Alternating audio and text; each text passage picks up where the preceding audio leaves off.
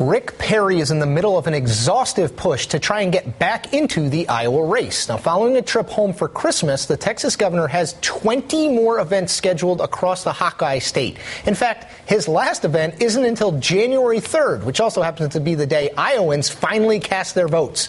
Ray Sullivan is communications director for the Perry campaign.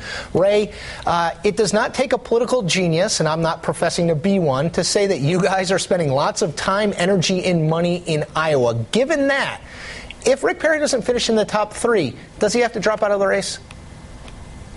I don't think there's any definitive answers right now, Chris, in this wild Republican primary race.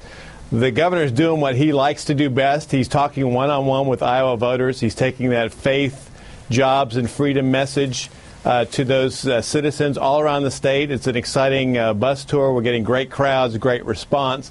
And keep in mind that Rick Perry has never lost an election, and he is always underestimated. So we're optimistic for a strong finish. There's a lot of fluidity in this race. The polls are bouncing around.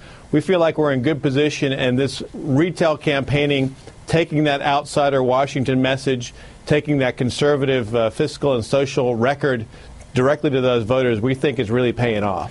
Now, Ray, you mentioned the outsider message. This is a super PAC, not affiliated with the governor, but a super PAC that is supporting him. Here's an ad that they are running in Iowa. Let's watch it. I want to come back and get your reaction.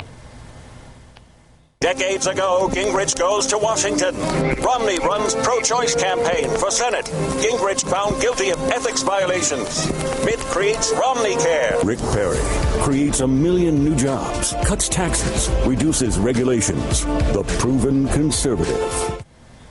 First of all, let me say I love the iPad usage in that ad. But, Ray, this is the question I have for you is, who is Governor Perry's main rival here? Who does he? The race started out, we all thought it was going to be Romney versus Perry, but then Newt Gingrich has risen. Is it Mitt Romney? Is it Newt Gingrich? Is it Ron Paul? Is it a little bit of all three? Chris, it's Washington, D.C. and the establishment who has gotten this country in the mess that we're in.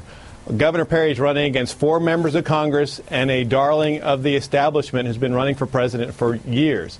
These are folks who have supported bailouts, who supported government-mandated health care, and have been part and parcel with the mess that we're watching unfold now and that we've seen in the past in Washington. So we view our opponent as the D.C. insiders, the political establishment, and we're making the case that Rick Perry has never been part of Washington, D.C., never been part of the establishment, and has that jobs and conservative record to change that city and do what needs to be done up there. And, Ray, quickly, is the back and forth between Newt and Mitt a good thing for Rick Perry?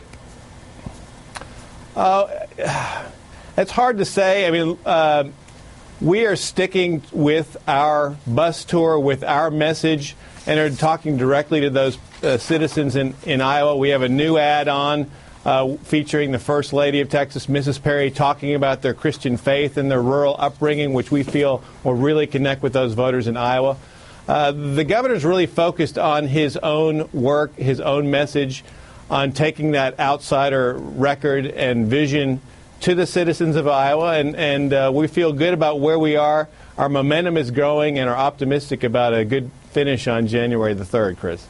Ray Sullivan, Communications Director with the Perry campaign. Thank you.